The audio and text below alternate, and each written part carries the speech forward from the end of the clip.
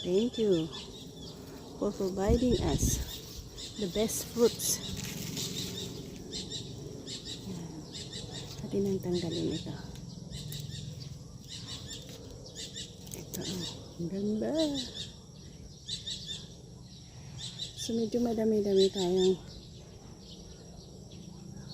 prutas ngayon, pero 3 lang siguro ang pwede nating ma-harvest muna.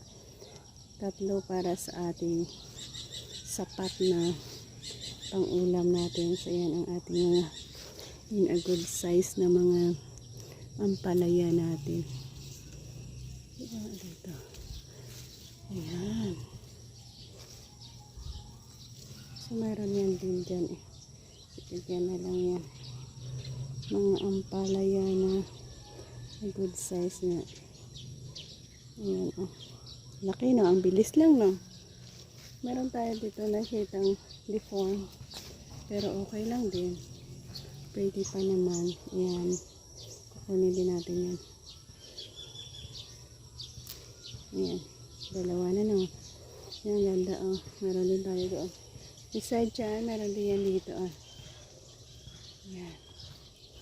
May bunga din yan, pero maliit pa. Dugayan yun oh.